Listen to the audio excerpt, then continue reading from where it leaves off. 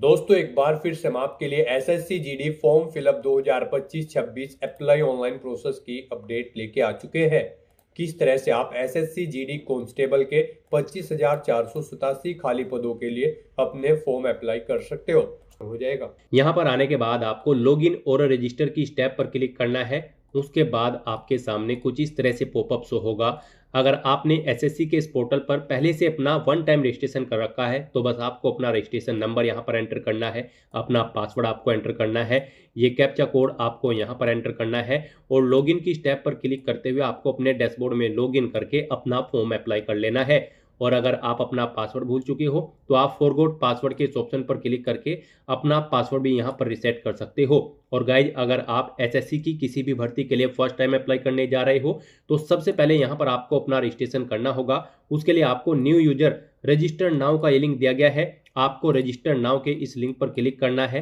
उसके बाद आपके सामने यहाँ पर रजिस्ट्रेशन का प्रोसेस स्टार्ट हो जाएगा। यहाँ से आप अपना एसएससी की वेबसाइट पर वन टाइम रजिस्ट्रेशन कर सकते हो। यहाँ पर आने के बाद हम आपको बता दें, आपको 4 स्टेप कंप्लीट करने हैं, आपका ओटीआर कंप्लीट हो जाएगा। सबसे पहले यहाँ पर अब आपको कंटिन्यू की स्टेप पर क्लिक कर देना है। जैसे ही आप स्टेप पर क्लिक करेंगे आपके सामने यहाँ पर रजिस्ट्रेशन का फॉर्म स्टार्ट हो जाएगा। यहाँ पर अब आपको सबसे पहले अपनी पर्सनल डिटेल देनी है। इसमें यहाँ पर सबसे पहले आपको ऑप्शन दिया गया है, क्या आपके पास यहाँ पर आधार कार्ड है। यहाँ पर एसएससी ने अब भर्तियों के लिए आधार कार्ड मस्ट कर दिया गया है। आधार प्रोसेस आपको इनेबल कर लेनी है। तो अगर आपके पास आधार है तो आप यस ऑप्शन सेलेक्ट करेंगे। और गाइस, यहाँ पर अगर आपके पास आधार नहीं है उसके लिए भी ऑप्शन है। अगर यहाँ पर आपके पास आधार नहीं है तो आप नो ऑप्शन सेलेक्ट करेंगे। फिर यहाँ पर आपको अपने कुछ डॉक्यूमेंट्स अपलोड करने होंगे, जैसे कि यहाँ पर आपको अपना नेम प्रूफ डॉक्यूमेंट अपलोड करना होगा। उसमें आपको अपना Aadhaar card, voter ID card, PAN card, driving licence, government ID card या फिर गवर्नमेंट सर्विस आइडेंटिटी कार्ड आपको अपलोड करना होगा, या फिर आपका पेंशन डॉक्यूमेंट भी आप अपलोड कर सकते हैं। आप चूज फाइल बटन पर क्लिक करें, फाइल को सिलेक्ट करें और इनमें से कोई भी डॉक्यूमेंट आप अपना अपलोड कर दें। उसके बाद यहां पर आपको अपना date of birth proof certificate upload करना है। इसमें आपका बर्थ सर्टिफिकेट हो सकता है, स्कूल लिविंग सर्टिफिकेट हो सकता है, certificate of date of issued by gazetted officer, या फिर आधार कार्ड यहां पर आपको अपलोड करना है चूज फाइल के ऑप्शन पर क्लिक करते हुए। उसके बाद यहां पर आपको अपना एड्रेस प्रूफ अपलोड करना होगा। यहां पर ये डॉक्यूमेंट आपको उन केस में अपलोड करने हैं अगर आपके पास आधार नहीं है। एड्रेस प्रूफ में आपको अपना आधार कार्ड या फिर वोटर आईडी कार्ड या फिर ड्राइविंग लाइसेंस या फिर बैंक की स्टेटमेंट यहां पर आपको अपलोड कर देनी है, या फिर रेंट का एग्रीमेंट या फिर इनकम टैक्स असेसमेंट ऑर्डर यहां पर आप अपलोड कर सकते हैं चूज फाइल के इस बटन पर क्लिक करते हुए। उसके बाद यहां पर आपको अपना फोटो अपलोड करना है चूज फाइल के बटन पर क्लिक करते हुए। फिर यहां पर आपको अपना जेंडर प्रूफ अपलोड करना है। जेंडर प्रूफ में आपका आधार कार्ड हो सकता है, वोटर आईडी कार्ड हो सकता है, बर्थ सर्टिफिकेट हो सकती है, या फिर आपका स्कूल लिविंग सर्टिफिकेट हो सकता है। यहां पर अगर आपके पास आधार नहीं है तो आपको इन सारे डॉक्यूमेंट्स को यहां पर अपलोड करना होगा। बेस्ट है यहां पर आपके पास आधार है तो आप आधार की डिटेल दें। यहां पर मोस्टली इंडिया में सभी के पास अब आधार अवेलेबल है, तो यहां पर आपको यस का ऑप्शन सिलेक्ट करना है, do you have a Aadhaar card में। और उसके बाद यहां पर गाइड आपको अपना आधार नंबर यहां पर एंटर करना है। वही नंबर एक बार फिर से आपको एंटर करके उसे वेरीफाई कर लेना है।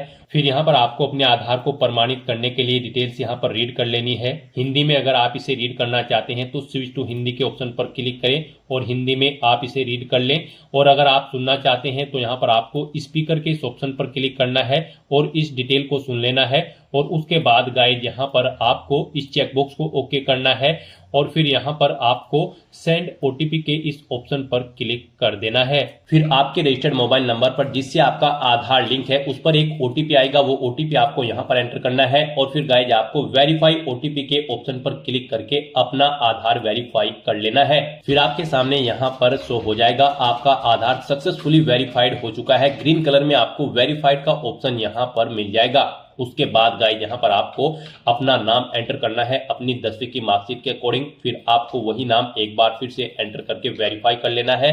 फिर आपसे पूछा गया है कि क्या आपने कभी अपना नाम चेंज किया है। अगर किया है तो आप यहां पर यस ऑप्शन सेलेक्ट करें और फिर वो चेंज नेम यहां पर आप एंटर करें। फिर उसे एक बार फिर से एंटर करके वेरीफाई कर लें। और अगर आपने अपना नाम कभी चेंज नहीं किया है तो यहाँ पर आपको नो ऑप्शन ही सिलेक्ट रहने देना है। उसके बाद यहाँ पर आपको अपना जेंडर सिलेक्ट करना है, आप मेल हो, फीमेल हो या फिर ट्रांसजेंडर, आप अपने अकॉर्डिंग ऑप्शन सिलेक्ट करें। दोबारा से अपना जेंडर सिलेक्ट करके उसे वेरीफाई कर लें। फिर यहाँ पर आपको अपनी डेट ऑफ बर्थ सेलेक्ट कर लेनी है इस कैलेंडर में से। यहाँ पर आपको अपनी ये डेट ऑफ बर्थ अपनी 10वीं की मार्कशीट के अकॉर्डिंग सेलेक्ट करनी है। वही डेट ऑफ बर्थ आपको एक बार फिर से सिलेक्ट कर लेनी है कैलेंडर में से वेरिफिकेशन के लिए। फिर यहाँ पर आपको अपने फादर का नाम एंटर करना है। उसके बाद यहाँ पर आपको अपने फादर का नाम एक बार फिर से एंटर करके उसे कंफर्म कर लेना है। फिर आप अपनी मदर का नाम एंटर करें, अपनी मदर का नाम एक बार फिर से एंटर करके उसे कंफर्म कर ले। आपके फादर और मदर का नेम भी आपकी 10वीं की मार्कशीट के अकॉर्डिंग होना चाहिए और इनके नाम से पहले मिस्टर, मिसिस, श्रीमती, लेट या फिर डॉक्टर नहीं लगाना है आपको।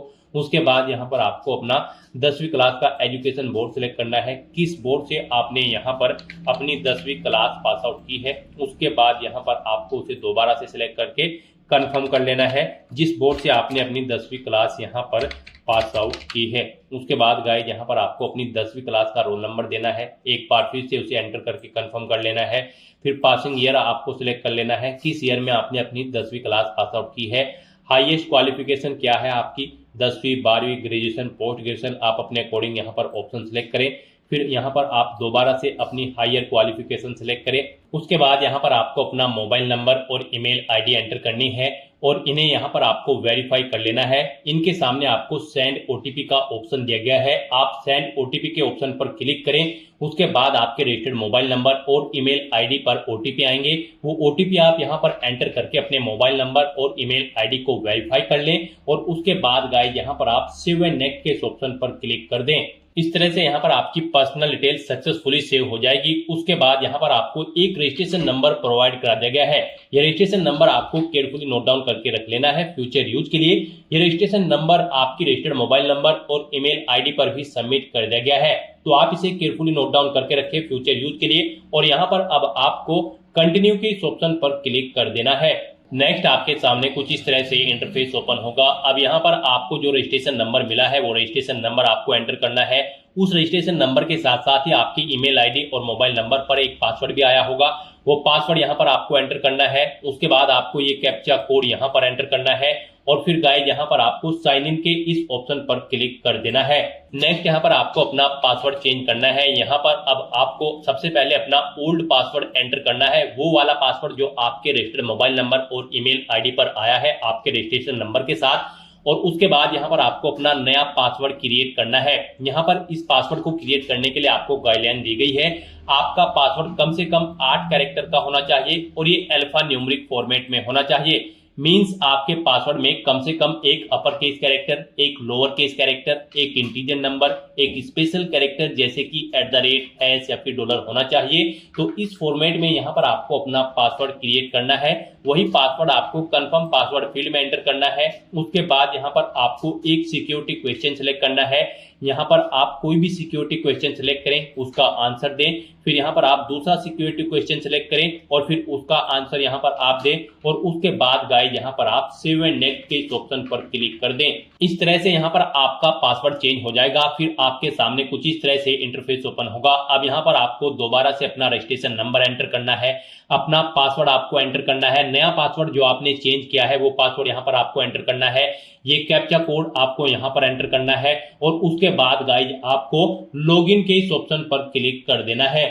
लॉगिन करने के बाद अब यहाँ पर आपको अपनी एडिशनल डिटेल्स प्रोवाइड करानी है। सबसे पहले यहाँ पर आपको अपनी कैटेगरी सिलेक्ट कर लेनी है, किस कैटेगरी से आप बिलोंग करते हैं। फिर यहाँ पर आपको अपनी कैटेगरी दोबारा से सिलेक्ट करके उसे वेरीफाई कर लेना है। फिर आपको अपनी नेशनलिटी यहाँ पर सिलेक्ट कर लेनी है।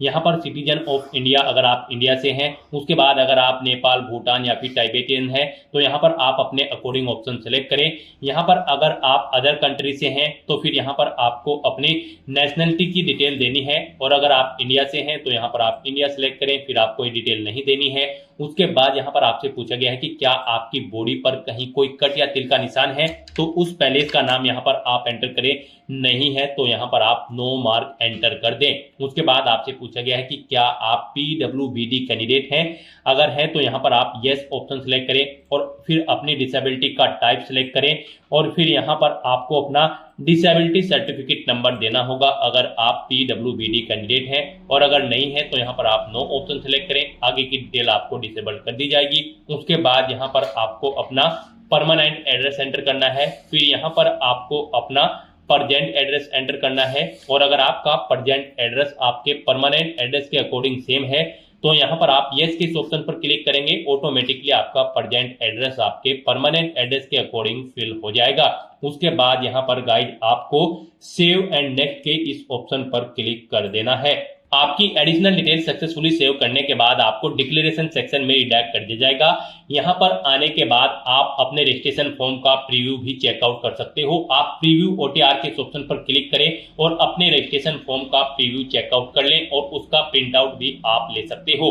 और फिर यहाँ पर अब गाइड आपको आई एग्री के चेकबॉक्स को ओके करना है और उसके बाद आपको डिक्लेयर के ऑप्शन पर क्लिक कर देना है। इस तरह से यहाँ पर आपका SSC one time registration successfully complete हो चुका है। आपको आपके डैशबोर्ड में डायरेक्ट कर दिया गया है। फिर यहाँ पर आपको अपने डैशबोर्ड में लाइव एग्जामिनेशन के इस टैब पर क्लिक करना है। उसके बाद आपके सामने कुछ इस तरह से इंटरफेस शो होगा। अब यहाँ पर आपको constable GD in CAPFS SSF and rifleman GD in Assam rifles examination 2026 के इस सेक्शन में आना है। और कांस्टेबल जीडी की इस भर्ती पर अप्लाई करने के लिए बस यहाँ पर अब आपको अप्लाई की स्टेप पर क्लिक करना है। फिर आपके सामने ये कुछ जनरल इंस्ट्रक्शंस ओपन होंगे। आपको इन्हें वन बाय वन करके केयरफुली रीड आउट कर लेना है और उसके बाद फिर आपको गाइड यहाँ पर फिल फॉर्म के इस ऑप्शन पर क्लिक करना है। फिर आपके सामने कुछ इस तरह से इंटरफेस ओपन होगा। यहाँ पर आपको आपकी पर्सनल डिटेल ऑटोमेटिकली फिर मिल जाएगी। यहाँ पर आपको आपकी सभी डिटेल्स कॉलम 1 से 18 तक की ऑटोमेटिकली फिर मिलेगी, जो कि आपके OTR से फैच कर ली गई है। आपको सभी डिटेल्स केयरफुली चेकआउट करनी है। इस पेज को नीचे स्क्रॉल डाउन करना है और फिर यहाँ पर आपको नेक्स्ट के इस ऑप्शन पर क्लिक कर देना है। नेक्स्ट यहाँ पर आपको अपनी एजुकेशनल क्वालिफिकेशन की डिटेल देनी है। गाइड यहाँ पर सबसे पहले आपको अपनी हाईएस्ट क्वालिफिकेशन सेलेक्ट करनी है। आपकी जो भी हायर क्वालिफिकेशन है आप उसे यहाँ पर सेलेक्ट करें। उसके बाद यहाँ पर आपको कांस्टेबल जीडी की इस भर्ती में पार्टिसिपेट करने के लिए जो क्वालिफाइंग एजुकेशनल क्वालिफिकेशन है, यानी कि इस भर्ती में पार्टिसिपेट करने के लिए आपका 10वीं क्लास पास आउट होना जरूरी है, कम से कम किसी वेल रिकॉग्नाइज बोर्ड या फिर स्कूल से। तो वो क्वालिफिकेशन यहाँ पर आपको ऑटोमेटिकली फिर मिलेगी। यहाँ पर जो इस भर्ती में अप्लाई करने के लिए रिक्वायर्ड क्वालिफाइंग एजुकेशनल क्वालिफिकेशन है वो यहाँ पर आपको ऑटोमेटिकली फिर मिलेगी। यहाँ पर आपने OTR में जो अपनी डिटेल प्रोवाइड कराई है 10वीं की या फिर 12वीं की या फिर ग्रेजुएशन की, यानी कि अपनी क्वालिफिकेशन की जो भी डिटेल आपने OTR में प्रोवाइड कराई है उससे यहाँ पर आपकी डिटेल फैच कर ली गई है। जैसे कि आपका पासिंग ईयर, स्टेट, आपके बोर्ड का नाम, बाकी की सभी डिटेल्स यहाँ पर आपकी क्वालिफिकेशन की आपके OTR से फैच कर ली गई है। बस अब आपको इस पेज को नीचे स्क्रॉल डाउन करना है और यहाँ पर अब आपको अपनी 10वीं की परसेंटेज एंटर कर देनी है। कितने परसेंट मार्क्स आपने 10वीं क्लास में ऑब्टेन किए थे, और अगर आपने अपनी 10वीं क्लास कोविड-19 के दौरान पास आउट की थी तो फिर यहाँ पर आपको NA एंटर कर देना है। CGPA में अगर आपके मार्क्स हैं तो आप अपना CGPA यहाँ पर एंटर कर देंगे। इस तरह से अपनी क्वालिफिकेशन की डिटेल यहाँ पर प्रोवाइड कराने के बाद फिर आपको सेव एंड नेक्स्ट के इस ऑप्शन पर क्लिक करना है। नेक्स्ट यहाँ पर आपको अपनी कुछ एडिशनल इन्फॉर्मेशन देनी है। यहाँ पर आपसे पूछा गया है कि क्या आप EX सर्विसमैन हैं या फिर आपने सर्विस की है आर्म फोर्सेज में। अगर की है तो आप येस ऑप्शन सेलेक्ट करेंगे। ज्वाइनिंग डेट आप सेलेक्ट करेंगे। डिस्चार्ज डेट यहाँ पर आप सेलेक्ट करेंगे। इनके अकॉर्डिंग आपकी सर्विस की लेंथ कैलकुलेट करके यहाँ पर आपको शो कर दी जाएगी। और अगर आप EX सर्विसमैन या फिर आर्म फोर्सेज में सर्विस नहीं करते थे तो बस आपको नो ऑप्शन सेलेक्ट करना है। फिर यहाँ पर आपसे पूछा गया है कि क्या आप एज में रिलैक्सेशन चाहते हैं। अगर चाहते हैं तो आप येस करेंगे, अपना एज रिलैक्सेशन कोड यहाँ पर सेलेक्ट करेंगे। नहीं चाहते हैं तो आप नो ऑप्शन सेलेक्ट करेंगे। फिर यहाँ पर आपसे पूछा गया है कि क्या आप अपनी पर्सनल इन्फॉर्मेशन को एक्सेस करने के लिए अथॉरिटी देते हैं SSC को इस जॉब अपॉर्चुनिटी के लिए। तो यहाँ पर आपको येस या नो अपने अकॉर्डिंग ऑप्शन सेलेक्ट करना है और उसके बाद फिर गाइज आपको यहाँ पर सेव एंड नेक्स्ट के इस ऑप्शन पर क्लिक कर देना है। नेक्स्ट यहाँ पर आपको अपनी कुछ और एडिशनल इन्फॉर्मेशन देनी है। यहाँ पर अब आपको अपने एग्जामिनेशन सेंटर सेलेक्ट करने हैं। 3 एग्जामिनेशन सेंटर यहाँ पर आपको सेलेक्ट करने हैं। आप यहाँ पर जिस सेंटर को फर्स्ट नंबर पर प्रेफरेंस देना चाहते हैं उसे फर्स्ट नंबर पर सिलेक्ट करें। जिसे सेकंड थर्ड पर रखना चाहते हैं उसे आप सेकंड थर्ड पर यहाँ पर सिलेक्ट कर लें। उसके बाद गाइज आपको यहाँ पर अपने कंप्यूटर बेस्ड एग्जाम का मीडियम सेलेक्ट करना है, यानी कि जिस लैंग्वेज में आप अपना कंप्यूटर बेस्ड एग्जाम चाहते हैं वो लैंग्वेज यहाँ पर आप सेलेक्ट करें। हिंदी, इंग्लिश या फिर जो भी लैंग्वेज में आप चाहते हैं उसे एक बार फिर से सिलेक्ट करके वेरीफाई कर लें। फिर आपसे पूछा गया है कि क्या आपके पास NCC का सर्टिफिकेट है। अगर है तो आप येस करेंगे, आपके पास ABC कौन सा सर्टिफिकेट है, आप ऑप्शन सेलेक्ट करेंगे, नहीं है तो आप नो ऑप्शन सेलेक्ट करेंगे। फिर आपसे पूछा गया है कि क्या आपने कभी किसी गेम या फिर नेशनल या फिर इंटरनेशनल या फिर स्टेट या फिर डिस्ट्रिक्ट लेवल पर किसी गेम में पार्टिसिपेट किया है, अगर किया है तो आप यस करेंगे और फिर स्पोर्ट का नाम यहाँ पर आप सेलेक्ट करेंगे। उसके बाद यहाँ पर लेवल ऑफ पार्टिसिपेशन आप सेलेक्ट करेंगे, आपने डिस्ट्रिक्ट लेवल, स्टेट लेवल या फिर नेशनल लेवल किस लेवल पर गेम में पार्टिसिपेट किया है। ईयर आप सेलेक्ट करेंगे, किस ईयर में यहाँ पर आपने पार्टिसिपेट किया है, आपको यहाँ पर गोल्ड मेडल मिला है, सिल्वर या फिर ब्रॉन्ज, आप अपने अकॉर्डिंग ऑप्शन सेलेक्ट करेंगे। और अगर आपने किसी गेम में पार्टिसिपेट नहीं किया है तो आप सिंपली यहाँ पर नो ऑप्शन सेलेक्ट करेंगे। उसके बाद आपको आगे की डिटेल नहीं देनी होगी। फिर यहाँ पर आपको अपना स्टेट सेलेक्ट करना होगा, जिस स्टेट का आपके पास यहाँ पर डोमिसाइल है। फिर यहाँ पर आपको अपना स्टेट एक बार फिर से सिलेक्ट करके उसे वेरीफाई कर लेना है। फिर आपको अपना डिस्ट्रिक्ट यहाँ पर सेलेक्ट करना है। उसके बाद यहाँ पर आपको अपना डिस्ट्रिक्ट एक बार फिर से सिलेक्ट करके वेरीफाई कर लेना है। फिर यहाँ पर आपसे पूछा गया है कि क्या आप अपने ओरिजिनल स्टेट से किसी दूसरे स्टेट में माइग्रेट हुए हैं, अगर हुए हैं तो आप यस करेंगे और फिर यहाँ पर आप ऑप्शन सेलेक्ट करेंगे उसके अकॉर्डिंग, नहीं हुए हैं तो आप नो ऑप्शन सेलेक्ट करेंगे। फिर यहाँ पर आपसे पूछा गया कि क्या आप मिलिटेंसी या फिर नक्सल अफेक्टेड डिस्ट्रिक्ट से हैं, अगर हैं तो आप यस करेंगे, नहीं तो नो ऑप्शन यहाँ पर आपको ऑटोमेटिकली फिर मिलेगा अगर आप इन एरिया के अंतर्गत नहीं आते हैं। फिर यहाँ पर आपसे पूछा गया कि क्या आपका जो डिस्ट्रिक्ट है वो बॉर्डर के आसपास है, अगर है तो आप यस करेंगे, नहीं तो नो ऑप्शन सेलेक्ट करेंगे। फिर यहाँ पर आपको अपनी CAPF के लिए पोस्ट प्रेफरेंस देनी है। गाइज यहाँ पर आप पारा नंबर 14.9 में जाकर चेकआउट कर सकते हो किसके लिए क्या पोस्ट प्रेफरेंस है, आपको यहाँ पर बता दिया गया है। अगर आप यहाँ पर BSF को फर्स्ट नंबर पर रखना चाहते हैं तो यहाँ पर आप फर्स्ट कॉलम में A ऑप्शन एंटर करेंगे और यहाँ पर अगर आप सेकंड नंबर पर CRPF को रखना चाहते हैं तो यहाँ पर आप सेकंड कॉलम में C एंटर करेंगे। यानी कि यहाँ पर नोटिफिकेशन में जिसके सामने जो भी कोड दिया गया है ABC, आप उसे जिस स्थान पर प्रेफरेंस देना चाहते हैं उस स्थान पर यहाँ पर आप एंटर करेंगे ABC। जिस भी स्थान पर आप जिस ऑर्गेनाइजेशन को प्रेफरेंस देना चाहते हैं, जिस ऑर्गेनाइजेशन में पोस्ट प्रेफरेंस देना चाहते हैं, उसके अकॉर्डिंग यहाँ पर आपको ABCDEFH ये कोड एंटर कर देने हैं। फिर यही सेम कोड आपको यहाँ पर एंटर करने हैं। ये नोटिस के कोड आप यहाँ पर पोस्ट डिटेल के इस ऑप्शन पर क्लिक करके भी चेकआउट कर सकते हो कौन सी ऑर्गेनाइजेशन के लिए यहाँ पर आपको क्या पोस्ट कोड दिया गया है और इसके अकॉर्डिंग यहाँ पर आप जिस ऑर्गेनाइजेशन को जिस नंबर पर प्रेफरेंस देना चाहते हैं उस कॉलम पर आप यहाँ पर पोस्ट कोड ABCDEFH एंटर कर देंगे। वही कोड इस तरह से आपको यहाँ पर एंटर करके वेरीफाई कर लेना है। इस तरह से अपनी ये सभी डिटेल्स प्रोवाइड करने के बाद फिर गाइज आपको यहाँ पर सेव एंड नेक्स्ट के इस ऑप्शन पर क्लिक करना है। नेक्स्ट यहाँ पर आपको अपना फेस ऑथेंटिकेशन करना है, अपना लाइव फोटो आपको कैप्चर करना है और अपने सिग्नेचर यहाँ पर आपको अपलोड कर देने हैं। इस सेक्शन को कंप्लीट करने के लिए आपको अपना मोबाइल फोन यूज